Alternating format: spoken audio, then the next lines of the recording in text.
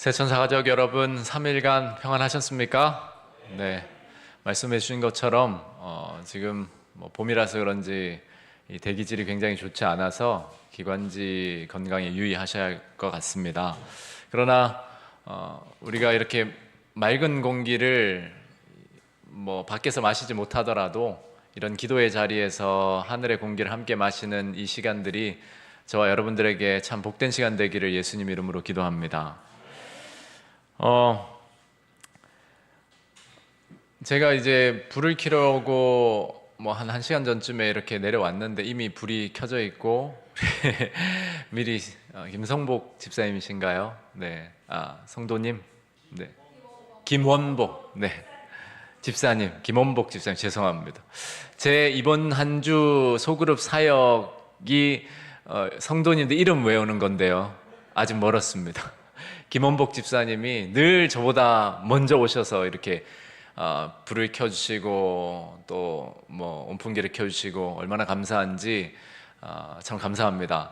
그러면서 제가 저의 믿음 부족을 하나 고백해야겠는데요. 잠옷반에 이제 판넬 불을 좀 켜둘까 하다가 무슨 화요일에 아이들이 오겠어, 우리 아이들은 여기 앉으면 되지만 하고 살짝 고민을 하다가 켜지 않았어요. 그런데 내려왔는데 아이들이 셋이나 이렇게 잠옷반에 있는 걸 보고 얼마나 자책을 하게 됐는지, 더 따뜻하게 준비해 놓을 걸, 그리고 참 믿음이 없었다. 제가 어린이들 이름은 지난주에 안식일에 그래도 꽤 외웠거든요. 우리 주연이, 다인이, 또 하영이까지, 그리고 성윤이도 오늘 왔는데 우리 어린이들을 보니까 정말 감사한 마음이 들고 어린 시절 생각이 나요. 저도 교회에 어린 시절 부모님 손잡고 이렇게 다녀면 화요일에 보통 목사님들이 이 예언 설교를 하거나 강의를 하시잖아요. 무슨 말인지 잘 들어오지도 않고 그냥 그림 몇 개 이렇게 있으면 신기하다 하고 또 열심히 듣고 이랬던 기억이 나는데, 결국 지금으로 돌아보면 그때 들었던 내용이 굉장히 신학적으로나 지식적으로 큰 의미를 주느냐, 그렇지 않습니다. 그런데 그때 부모님과 함께 자리에 앉아서 들었던 그 자체가 얼마나 큰 제게 유익을 준지 몰라요. 말씀을 사모하셨던 우리 부모님, 그리고 말씀의 자리에 나왔던 집사님, 장로님들, 그 경험은 어린아이들에게는 지식적인 것보다 훨씬 더 큰 유익을 줍니다. 그래서 내 아이가 요단강 프로젝트를 하는데 요단강이나 알아 먹을까, 이런 고민하지 마시고 말씀의 자리로 데려 나오시고 또 아이들의 수준에 맞게 이 시간을 잘 보낼 수 있도록 제안하시고, 말씀의 자리에 앉아 있는 부모의 모습을 보여주는 것만 해도 자녀들에게는 그보다 더 큰 교육이 없습니다. 우리 방송으로 보시는 새천사 가족들도 마찬가지입니다. 이 시간에 물론 퇴근을 하고 많이 힘들겠지만 그래도 생방송으로든 조금 지난 다음으로든 자녀들 앞에서 말씀을 듣는 모습을 보여준다는 자체는 이 자녀가 자라나면서 부모님이 이 말씀에 어떤 가치를 두고 사시는지에 대한 이 개념과 이 가치관이 정립이 되는 거거든요. 그러므로 우리 모든 새천사 가족들, 상황이 허락된다면 함께 모이면 더 좋겠고, 혹 그렇지 못한 상황에서는 함께 말씀의 자리에 이 시간에 동참한다라는 모습을 남녀노소 불문하고 협력해 주시면 감사하겠습니다. 아시는 대로 오늘부터 요단강 프로젝트 이제 본격적으로 시작하는데 제가 너무 힘을 줬나 싶습니다. 부담이 좀 커요. 소문난 잔치에 먹을 것 없다, 이런 속담이 여기에 적용되면 안 되고 정말 하나님 말씀의 능력이 나타나므로 명불허전이다라는 그런 이야기가 흘러나왔으면 좋겠습니다. 그래서 한편으로는 기도하면서 하나님께 제가 너무 가진 것도 없고 부족한데 괜히 너무 힘을 준 거 아닙니까? 라는 고민도 좀 털어놓았고, 또 한편으로는 이렇게 성도들이 말씀의 자리에 나오려고 하는데 하나님 꼭 좀 도와주셔야 합니다 라고 기도했습니다. 여러분들도 마음으로 시험 당하지 마시고, 왜냐하면 컨텐츠로 따지면 훨씬 더 좋은 내용들이 많거든요. 정말 쏟아져 나오고 있습니다, 우리 재림교회 안에서도. 그러나 이 시간에 임하시는 성령의 역사에 함께 동참할 수 있게 되기를 함께 기도하면서 들으면 좋겠습니다. 이미 요단강 프로젝트는 다 설명을 드렸어요. 여기 그림을 보시면 요한계시록을 우리가 공부하게 될 텐데, 계시록은 이 성경의 묵시문학이라고 하는 다니엘서와 짝이 되는 책이기 때문에 다니엘서를 빼놓을 수가 없습니다. 그리고 사실은 다니엘서를 먼저 연구하는 것이 맞습니다.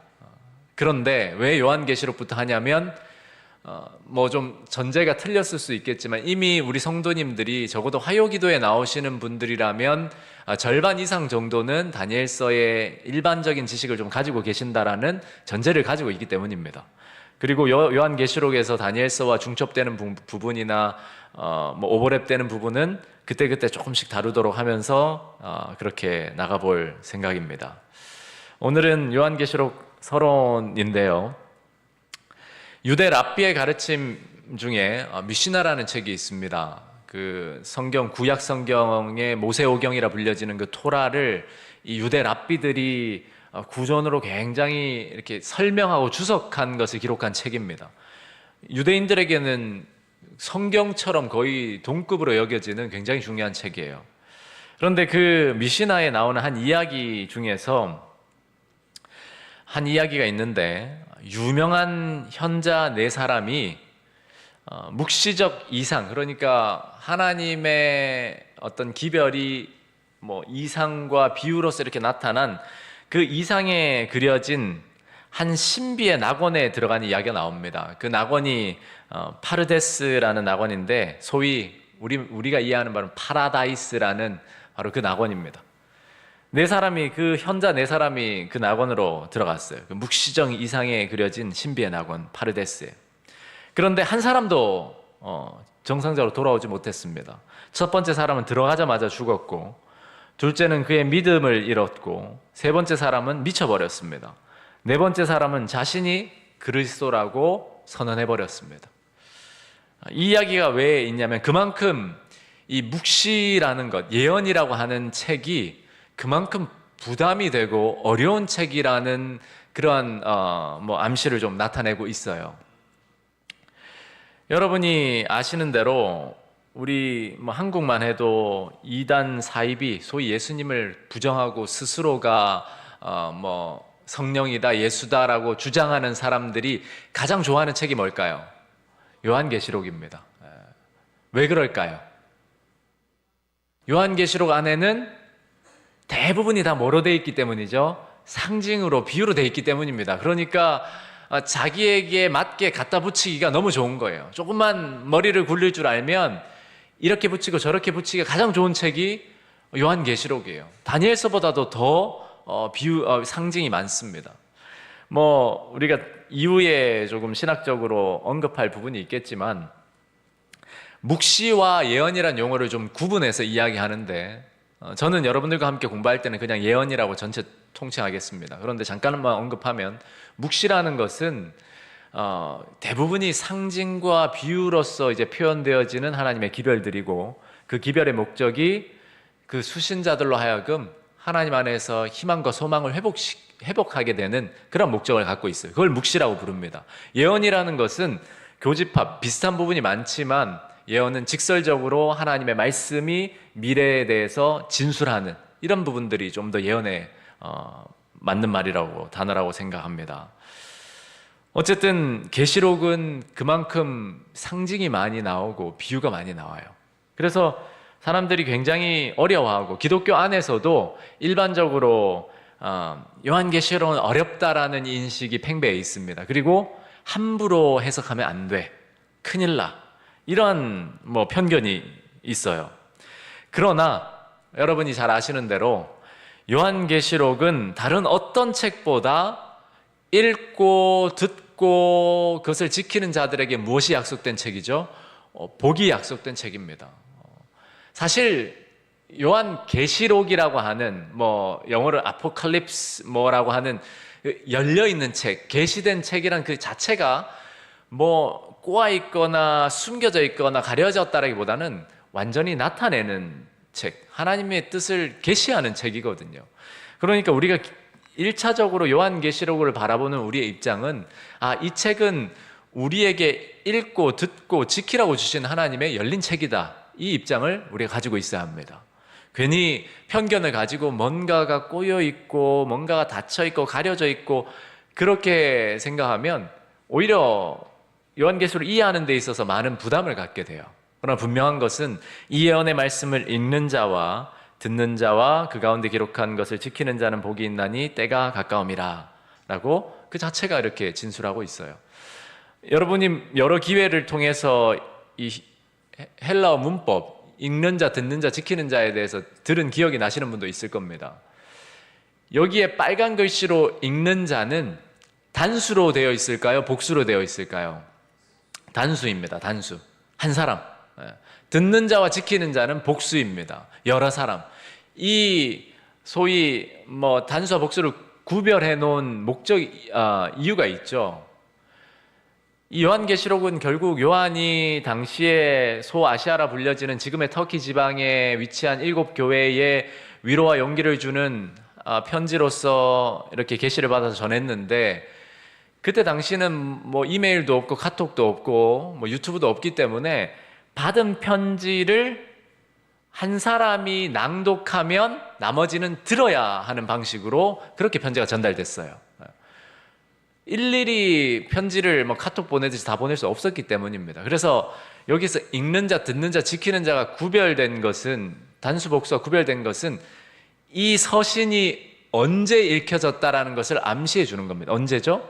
예배 시간에 설교자가 나와서 한 사람이 읽으면 청중은 그것을 듣고 있었다라는 것이 문법적으로 담겨 있는 거예요.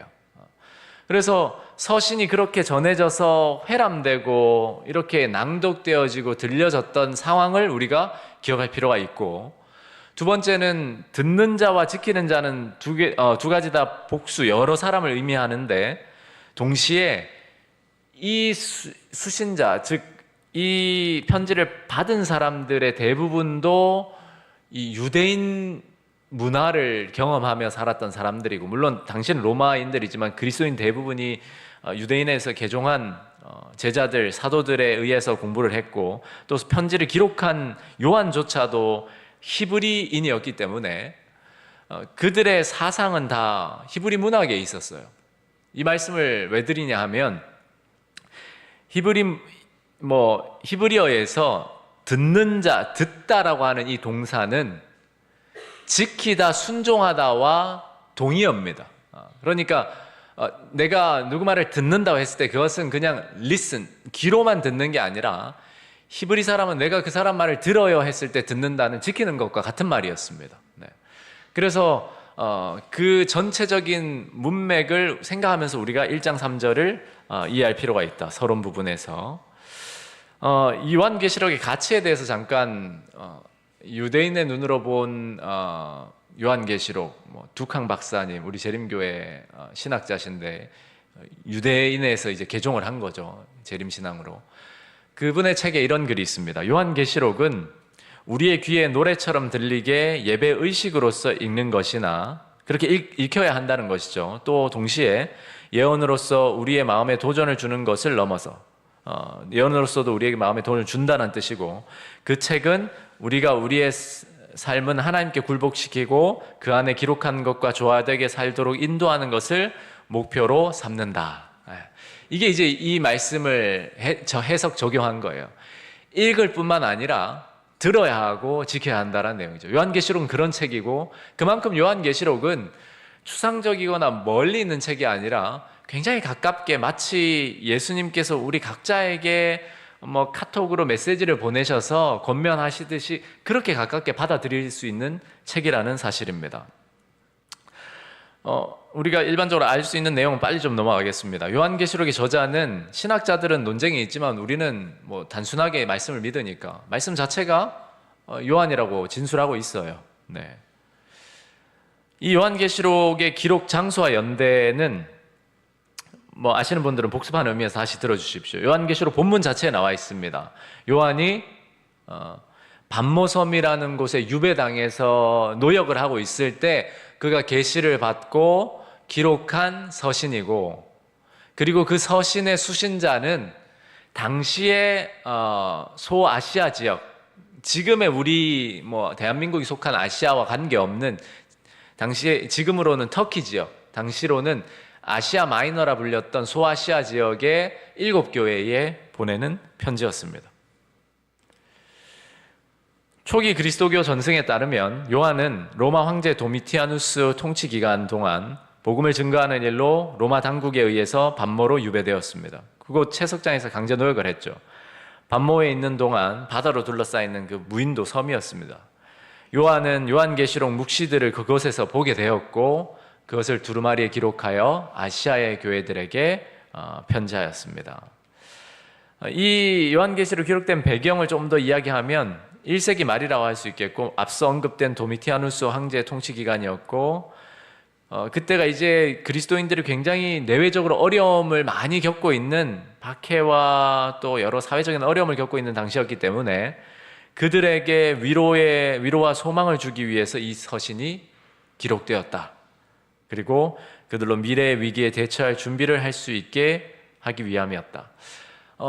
결국 우리가 요한계시록을 공부하면서 단순히 상징이 무엇을 의미하고 상징이 무엇을 가리키는 이 부분을 넘어서서 이 편지, 이 요한계시록이 우리에게는 굉장히 어렵게 느껴지는 책일지 몰라도 몇 장 구분되지 않았던 한 통의 편지였다는 사실을 기억하고, 이 편지를 처음 받았던 초기 그 아시아 교회, 초기 교인들이 받았던 이해와 느낌을 우리가 계속 추적해 나갈 수 있어야 합니다. 지리적으로 보면 익숙한 곳이죠. 버가모, 서머나 이 십자가 표시가 있는 7교회가 여기에 위치해 있습니다. 상식적으로 좀 알아두시면 이미 아시는 분도 계시겠지만, 바울의 선교 여행 때도 그랬고, 요한계시록이 보내진 7교회도 그랬고, 이 전체 지역은 로마가 다스리던 지역으로 주와 도시가 구분됩니다. 그러니까 미국도 50 몇 개 주가 있잖아요. 스테이트라고 하는. 그리고 그 안에 도시가 있잖아요. 그것처럼 예를 들어 여기 굵은 글씨로 갈라디아, 이것은 도시가 아니라 주를 의미합니다. 우리로 말하면 경상북도, 경기도, 이렇게. 아시아도 마찬가지죠. 그 아시아라는, 이를테면 쉽게 말하면 주 안에 7교회가 도시로서 있었던 거예요. 이렇게 좀 여러분들이 지리적으로는 이해해 주시면 되겠습니다. 그런데 이 아시아 교회, 이 7교회가 요한 당시에 당면했던 문제가 있었습니다. 외적으로는 3가지 정도로 정리해 볼 수 있는데, 로마의 시민이라면, 또 로마의 속국으로 이제 살아가는 사람들이라면, 그 로마의 세를 내고 로마의 지원을 받고 보호를 받는 그 시민들이라면 의무적으로 참여해야 하는 사회 활동이 있었어요. 당시에는. 그것이 무엇이냐면 그 이교 신들에게 제사를 지내고 그 열리는 축제에 참여해야 되는 겁니다. 우리는 현재 무슨 축제 열리면 그냥 내가 가고 싶으면 가지만, 여기서 말하는 축제는 거의 의무적인 예배이자 나라의 행사였어요. 그래서 반드시 참여해야 했고, 그 참여가 로마 시민의 권리를 유지시키는 하나의 수단이었습니다.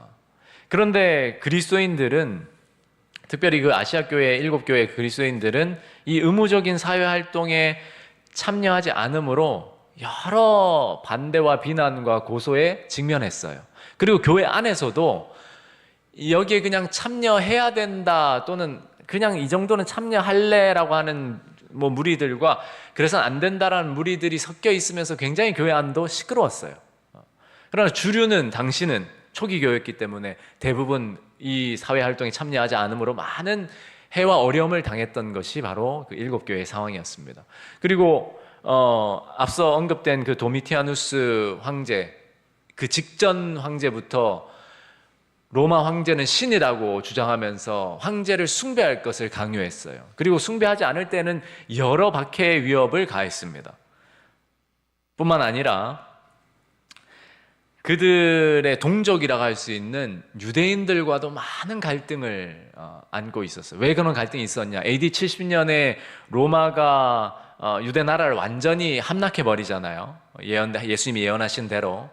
그래서 그 함락되었을 때 이미 그리스도인들은 예수님께 너희가 멸망에 가증한 것이 선 것을 보거든 도망치라라고 언지를 받았거든요. 그래서 그들이 로마 군대가 완전히 에워싸서 이제 거의 함락 직전인 줄 알았는데 잠깐 로마 군대가 이 포위를 열잖아요. 그걸 이제 예수님이 주신 말씀을 생각하면서 그들이 다 그리스도인들은 다 도망합니다. 그 일을 가지고 유대인들이 이후에 동족이면서 로마와 목숨 걸고 싸우는데 동참하지 않았다라는 이유로 어마어마한 비난과 박해를 가했어요. 같은 회당 안에서도 이전에는 비록 종교가 달라도 회당 문화에서는 참여시켰는데 이후에는 아예 노골적으로 회당 문화 안에서 그리스도인들을 비난하는 낭독을 정기적으로 하면서 아예 배척해 버렸어요. 그러니까 당시 이 아시아 교회, 소아시아 교회 7교회 교인들은 너무나 큰 어려움을 당하고 있었습니다. 그럼에도 예수님을 믿는 신앙을 붙잡고 지켜나가고 있었어요. 그것을 바라보던 7교회의 목사님이 누구였죠? 요한이었던 겁니다. 요한이 에베소에 거주하면서 목회를 했으니까요. 그리고 내적으로도 많은 문제가 있었습니다. 워낙 이교 축제 문화, 사회 활동이 의무적이었고 보편적이었기 때문에 늘상 축제에는 우상에게 드려진 음식을 먹는 것이 당연한 일이었고 그것을 먹는 것이 소속감과 유대감, 연대감을 주는 행동이었어요. 그래서 모두가 거기에 참여해야 했습니다.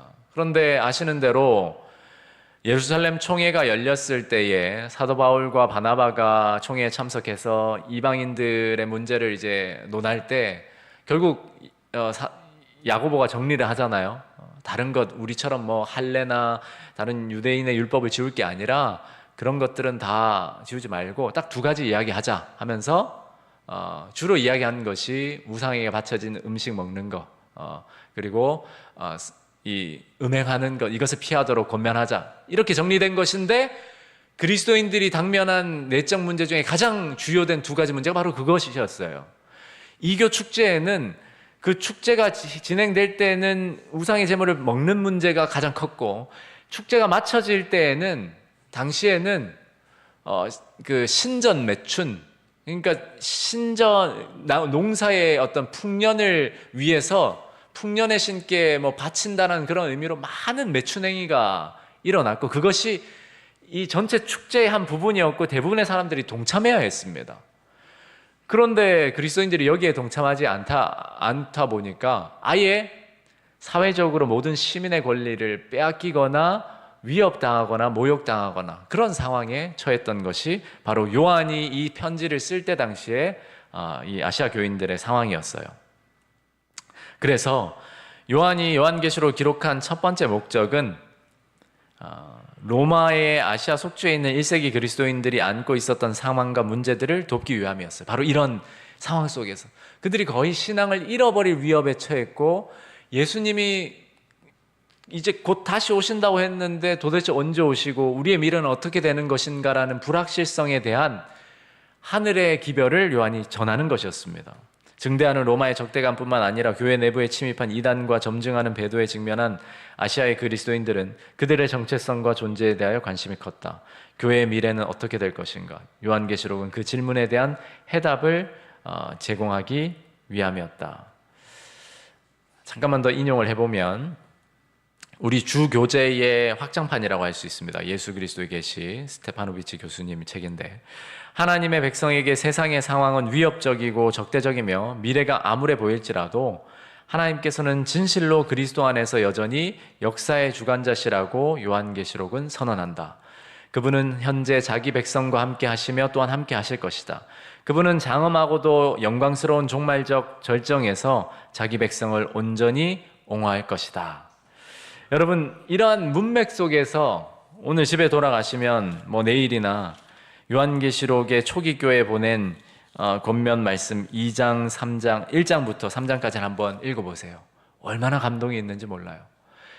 예수님을 눈으로 보았던 사도들에 의해서 가르침을 받았고 예수님이 이제 다시 오신다라는 그런 소망을 가지고 살아가던 그 소위 재림 교인들이 모든 상황 속에서 박해를 당하고 사회적인 혜택은 다 빼앗기고 미래는 암울하고 자식들은 교육을 받지 못하고 모든 것을 잃어버린 이 상황 속에서 도대체 예수님은 어디 계시고 무엇을 하시나, 이런 고민과, 또 어떤 사람들은 이 예수님 믿는 재림신앙 이거 포기한다라고 떠나는 사람도 있었고, 타협하면서 신앙하는 사람도 있었고, 지키려고 하다가 박해를 당하고 그렇게 죽어가는 사람도 있었고, 이런 상황 속에서 요한이, 그들을 이끌어 주었던 그 지도자 목사님 요한이 어디에서요? 유배지에서 편지를 보낸 거예요. 그러니까 그 편지가 얼마나 소중하겠어요. 그 편지를 낭독할 때에 여러분, 교인들이 얼마나 귀 기울이면서 들었을까 한번 생각해 보세요. 우리야 뭐 성경 본문을 그냥 기계적으로 읽듯이 읽는다 치지만, 요한 목사님에게 편지가 왔습니다, 그럼 다 모이세요 했을 때 아마 제 생각에는 한 사람도 빠지지 않았을 것 같아요. 모든 그 교인들이 다 모여서 누구의 말을 들으려고 하는 거죠? 예, 그 요한이 보낸 기별, 하늘에서 온 그 기별을 들으려고 다 주목하고 있는 그 장면을 한번 상상해 보세요. 그 상황 속에서 요한계시록의 1장 3절이 낭독되는 겁니다. 예수님이 1절부터 예수 그리스도의 계시라, 이는 하나님이 그에게 주사 반드시 속히 일어날 일들을 그 종들에게 보이시려고 그의 천사를, 그러니까 여기에 그 종들에게 보이시려고, 이 종들은 바로 그 수신자, 이 편지를 듣는 사람들을 가리키고 있는 거예요. 그러니까 가슴 벅찬 상황 속에서 주목해 듣는 거죠. 그의 천사를 그 종 요한에게 보내어 알게 하신 것이라. 요한 목사님이 살아있다. 요한 목사님이 우리에게 이 편지를 전달하고 있다. 요한은 하나님의 말씀과 예수 그리스도의 증거, 곧 자기가 본 것을 다 증언하였다. 요한 목사님이 하나도 빠짐없이 우리에게 예수님이 보내신 하늘의 기별을 다 전달하고 있다. 얼마나 집중해서 듣겠습니까? 그런데 이 예언의 말씀을 읽는 자와, 즉 낭독하는 사람이나 그 낭독을 듣는 자나, 그리고 그 가운데 기록한 것을 지키는 자는 복이 있나니 무엇이 가깝다고요? 때가 가깝다. 여러분, 이 배경 속에서 이 요한계시록 읽어보면요, 그 초기 교회 성도들이 느꼈을 감동이 조금 느껴져요. 얼마나 그들이 위로가 됐을까. 그리고 예수님이 분명히 이제 다시 오시는구나, 가까웠구나. 그렇게 우리는 요한계시록이 먼저 읽혀졌고 들려졌고 지켜졌던 그 수신자의 상황과 배경 속으로 우리가 들어가야 돼요. 마치 공상 영화에 나오는 타임머신처럼 타임머신을 타고 그 상황 속으로 들어갈 때 비로소 1차적으로 이 내용이 무엇을 의미하는지를 이해할 수 있게 됩니다. 그래서 요한계시록의 해석 지침은 간단해요. 본문이 무엇을 의미했었느냐, 1차적으로 그 초기 교인들에게 어떠한 의미로 이해되어졌었느냐, 그것을 우리가 확인하고, 그리고 그 내용이 오늘을 살아가는 우리에게 무슨 의미가 있냐, 이것을 알면 요한계시록 해석은 끝나는 겁니다. 정말 간단하죠. 그런데 계시록이 어려운 이유는 앞서도 말씀드렸지만 상징이 대부분이라는 거예요. 무슨 음료도 나오고, 무슨 우리가 보지도 못한 그런 짐승이 나오고, 바다에서 뭐가 올라오질 않나, 바람이 불질 않나, 천사들이 날아다니고, 다 이해 못할 내용들인데, 여러분, 그러면 한 가지 질문을 드려보겠습니다. 1세기 그리스도인들, 즉 요한의 이 두루마리 편지를 처음 받았던 이 수신자들, 7교회 교인들은 요한계시록의 상징들을 이해하고 이 내용들을 이해하는데 어려움이 있었을까요? 없었을까요? 다시 한번 잘 생각해 보십시오. 7교회 교인들, 우리가 보통, 저도 그렇게 생각했어요. 요한계시록은 마지막 남은 무리, 우리 재림 성도들, 2000년대를 살아가는 우리 성도들을 위해 주신 거야. 이 계시록은 우리 재림교회 안에서 정말 잘 해석되어지고 적용되어지고 있어. 새 천사의 기별도 그렇고 다 이 시대를 위한 거라고 생각하지만, 그렇다면 1세기에 이 두루마리 편지를 받았던 초기 교인들은 낭독하면서 그냥 무슨 말인지도 모르고 미래에 일어날 일들이 이런 게 있다, 이런 게 있나 보다, 이렇게 생각했을까요? 전혀 그렇지 않습니다. 전혀요. 오히려 요한계시록의 이 전체 두루마리 책을 낭독했을 때 이 읽는 자, 소위 낭독한다라는 이 의미, 문법적으로 보면 단순히 낭독이 아니라 해석해 주는 것이 담겨 있어요. 이 전체 문장 안에서 헬라어 문법으로는. 그러니까 설교하는 거예요. 읽어주고 어떤 의미인지 해석해주고 읽어주고 해석해주는데 소아시아 지역의 이 7교인들이 이것을 이해하는데 어려움이 있었을까? 아니요. 이들은 요한계시록을 다 이해했습니다. 문제라기보다 그들이 다 이해하지 못했던 부분이 있죠. 예를 들면 미국이란 나라를 그들이 알지를 못하죠. 네. 미국이랑 아메리카가 신대륙이 등장해서 미국이 생기고 이걸 해석하지 못해요. 그러나 이 상징적인 용어가 무엇을 의미하는지 이 하나님께서 행하시는 그 일의 역사의 의미가 무엇인지는 그들의 수준에서는 다 이해하고 있었어요. 왜냐하면 모든 상징의 용어들이 구약에서 가져왔고 유대인의 묵시문학에서 가져왔고 1세기 소아시아의 환경에 근거한 것이고 신약 내용이기 때문이었습니다. 그러니까 오히려 우리가 어려운 것은 구약의 배경, 그 히브리인들의 문학, 사회 그 내용을 모르기 때문이고 또 구약의 그 상징적인 용어들, 그 내용들에 대해서 우리가 밝지 않기 때문입니다. 이 초기 교인들, 7교회 교인들이 낭독되는 거 듣고 해석해 주는 거 들었을 때는 그들은 수월케 이해할 수 있었어요. 그러니까 읽어주는 사람도 이 부분이 이제 성소에 다 설명할 필요도 없이 사실은 여기에 나오는 요한계시록에 나오는 거의 2000개가 넘는 이 상징들은 대부분 다 어디에 근거한 거죠? 구약 성경에서 근거한 거예요. 그러니까 거의 유대인들은 구약 성경을 외우다시피 했었잖아요. 그것이 무엇인지 알 뿐만 아니라 그 상징들이 어떤 것을 가리키는지 다 이해하고 있었어요.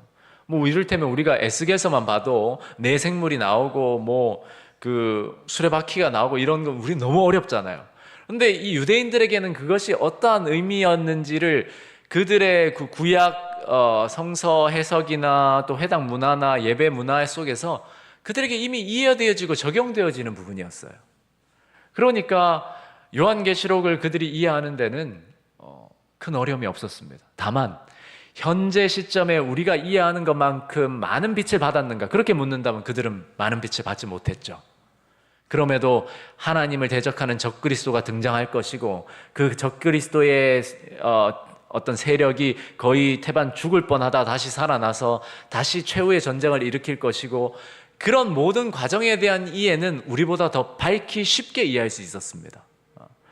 그래서 다시 말씀드리지만 우리는 1차적으로 이것이 무엇을 의미했었는지를 그 1차 수신자의 입장에서 밝히 이해하는 게 필요하고 그리고 우리에게 가져와서 그것을 성경적으로 적용해 볼 수 있어야 해요. 요한계시록 해석할 때 문맥이 문자적 의미를 의도하였다라고 분명히 밝히지 않느나 이것이 무슨 말인가 하면 이것은 문자적으로 해석되어야 합니다라고 그 전체 문맥에서 나타내고 있지 않는 한 요한계시록에 묘사된 여러 장면과 활동, 요한계시록 기록된 모든 이를테면 단어들은 다 상징적으로 이해하는 것이 맞습니다. 이게 하나의 해석 지침이자 전제죠. 그러나 그렇다면 요한계시록이 추상적인 뜬구름 잡는 책인가? 그렇지 않아요. 상징적이란 말은 추상적이다란 의미를 담고 있기도 하지만 여기에서의 의미는 그림책처럼 뚜렷이 눈으로 볼 수 있게 해준다는 의미로서의 상징적입니다. 우리가 함께 공부하면서 그것은 이해해 나갈 겁니다. 저는 오늘 내용의 이제 핵심이 여기에 이제 담겨 있다고 봐요. 예언은 특별한 시기와 장소에 살았던 하나님의 백성에게 전한 기별들에서 생겨난 것이다. 왜냐하면 하나님의 현재 행동 방식은 미래에서도 동일할 것이기 때문이다. 선지자가 나누고자 했던 지배적이고 결정적인 기별은, 즉 그러니까 사도 요한이 기록했던 상징이나 모든 일련의 그런 비유나 기록들은 그 결정적인 기별, 핵심이, 무게중심이 미래 그 자체가 아니라 미래를 붙들고 계시는 하나님께 있었다라는 거예요. 그러니까 이 두루마리 편지를 낭독하고 들었던 그 초기교회 교인들이 편지를 들으면서 느꼈던 것은 이런 일이 일어날 거고 저런 일이 일어날 거고 이런 게 성취될 거고 미래를 그렇게 마치 점쟁이가 예언하듯이 그렇게 보거나 노스트라다무스가 미래를 예언하듯이 그렇게 의미했던 게 아니라 하나님이 지금 이 모든 것을 붙들고 계신다. 예수님은 여전히 살아계셔서 이 지구 역사를 주관하시고 우리를 지키고 계신다. 그들의 초점은 계속해서 이 낭독을 들으면 들을수록 하나님께로 향하고 있었어요. 그래서 사실 앞서 두캉 박사님이라고 했던 그 유대인으로서 재림교인이 된 그 신학자는 뭐 그분뿐만 아니라 사실은 우리가 앞으로도 공부하겠지만 요한계시록은 예식서, 그러니까 예배에 사용되는 하나의 이 편지서였다, 이렇게 이해할 수 있어요. 전체가 다 하나님께 경배하고 예배할 수 있는 패턴으로 기록되어 있습니다. 우리가 그 구조도 다음 시간에 살펴볼 거예요. 끊임없이 요한계시록 공부하면 공부할수록 뭔가 미래의 일을 알게 되었다에 초점이 있어야 되는 게 아니고, 예수님이 우리와 이렇게 가까이 계시고 예수님이 지금 내 삶을 주관하시고 세상을 이끌고 계신다라는 확신을 줘야 합니다. 초기 교인들은 그걸 느꼈어요. 그런데 제가 일반화시키는 것은 좀 오류가 있지만, 적어도 제 기준에 보면 제가 배워왔던 요한계시록 연구나 다니엘서 연구나 이 재림교회 안의 예언 연구는 미래를 붙들고 계시는 하나님께 무게중심이 있다기보다 미래에 무슨 일이 일어날지에 대한 그 사건들에 굉장히 중심이 있어 왔다고 저는 느꼈어요. 그러나 그렇게 해서는 요한계시록이 주는 복을 얻지 못합니다. 읽는 자와 듣는 자와 지키는 자가 더 복을 받으려면, 그 복을 얻으려면 요한계시록 기별이 말하고 있는, 가리키고 있는 이 목적, 미래를 붙들고 계시는 하나님, 즉 우리와 함께 계신 예수 그리스도를 우리가 더 친밀히 느끼고 볼 수 있어야 해요. 그래서 계시록은 끊임없이 예수님을 나타냅니다. 1장부터 예수님을 계속 나타내요. 2장에도 예수님이 나오고 3장에도 나오고 4장에도 어린 양 사자로 표상되는 예수님이 나오고, 이후에도 계속 예수님만 나옵니다. 그러므로 저와 여러분들이 이제 요한계시록 본문들을 쭉 읽어 나가고, 또 여러분들이 스스로 요한계시록을 이렇게 통독해 나가실 때 얼마나 요한계시록 안에 예수님을 강조하고 있는지를 한번 다시 생각해 보십시오. 정말 놀랄 일입니다. 저도 요한계시록 공부하면서 이렇게까지 예수님이 많이 강조되는데 내가 왜 예수님을 바라보지 못하고 사건 중심적으로 봤을까? 그래서 오히려 사건 중심적으로는 좀 놓쳐도 좋습니다. 그러니까 2025년에 무슨 일이 일어나겠고, 트럼프가 어떻게 되고, 교황이 어떻게 움직이고, 이런 것들이 정확히 맞아떨어졌으면 희열이 있겠죠. 그러나 사실은 그거는 뒤로 돌아봤을 때 정확히 맞아떨어지는 것을 우리가 볼 수 있지, 앞으로 맞추는 것은 굉장히 도전적이고 어려움이 많아요. 그럼에도 우리가 정말로 그런 부분은 좀 놓치더라도 확인할 수 있는 것은 매 순간 매해 예수님께서 이 지구의 역사를 이끌고 계신다는 확신을 더 갖게 되는 것, 그것이 요한계시록의 목적이라고 할 수 있겠어요. 이제 좀 마무리를 하겠습니다. 이 부분은 이제 상식적으로 좀 우리가 참고할 내용인데, 여러분들이 이미 마르고 닳도록 배웠던 내용일 수 있습니다. 몇 분들에게는. 요한계시록을 해석할 때 지침은 크게 요한계시록뿐만 아니라 묵시 문학이나 또 예언서를 해석할 때 주로 4가지 정도로 갈라져요. 과거주의, 그러니까 요한계시록 치면 요한계시록의 모든 내용은 1세기 초기 교인들에게 해당되는 내용이고 그걸로 끝이고 역사의 이야기지 더 이상은 의미가 없다, 이게 과거주의예요. 이상주의는 요한계시록에 기록된 모든 것들이 어떤 특정 사건이나 역사의 한 부분이나 인물이나 이렇게 적용되기는 힘들다, 그냥 그것은 보편적인 도덕, 윤리, 이상적인 가르침, 그것을 이야기하는 것, 그렇게 적용시켜야 된다라고 주장하는 거예요. 미래주의는 요한계시록의 모든 내용들, 대부분의 내용들이 예수 그리스도의 재림 직전과 이후의 내용들을 가리키는 것이지 현재 우리가 적용할 부분은 거의 없다, 이게 입장이에요. 역사주의는 사도시대부터, 즉 이 예수님이 승천하신 이후 사도시대부터 예수님의 재림 직전과 직후까지 이 모든 일련의 역사의 흐름 속에서 요한계시록이 해석되고 적용돼야 된다는 내용이에요. 우리 재림교회의 해석은 몇 번이죠? 4번이죠. 그러나 우리가 또 단편적으로 우리는 4번, 1, 2, 3번은 잘못됐어요, 이렇게 하면 이것도 조금은 극단적입니다. 왜냐하면 우리가 해석하는 데 있어서도 1, 2, 3번을 다 쓰고 있기 때문입니다. 우리 요한계시록 내용이 이미 초기 교회에 적용한다는 자체는 이미 과거주의를 어느 정도 포용하는 거거든요. 이상주의도 마찬가지입니다. 우리가 이 전체 내용에서 저 보편적인 어떤 교훈이나 이런 것을 우리가 적용하잖아요. 어려울 게 없습니다. 미래주의도 마찬가지죠. 계시록의 내용이 예수님 직후에 우리 새로운 하늘과 하늘과 땅, 새 예루살렘 다 미래에 대한 내용을 담고 있습니다. 그러니까 물론 역사주의가 기본적인 틀이 되어야 하는 것은 맞습니다. 그럼에도 이 역사주의 해석을 기본으로 두되 그렇다고 해서 1, 2, 3번 자체가 모두가 잘못되었고 적용해서는 안 된다라는 것은 너무 극단적으로 간 거예요.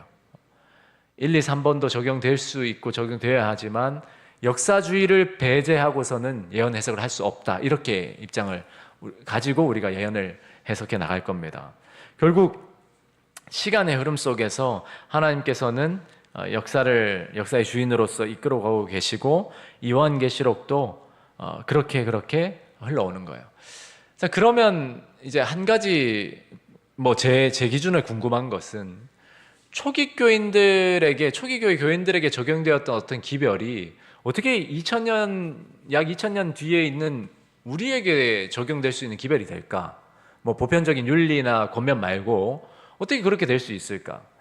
이게 앞서 이제 잠깐 언급된 내용이기도 한데 결국 우리가 초점을 사건이나 어떤 이벤트로 맞추면 많은 해석에 어려움이 있지만 하나님께서 이끌어 가시는 그 하나님의 구속의 경륜, 역사로 보면 하나님이 행동하시는 행동 양식은 늘 같아요.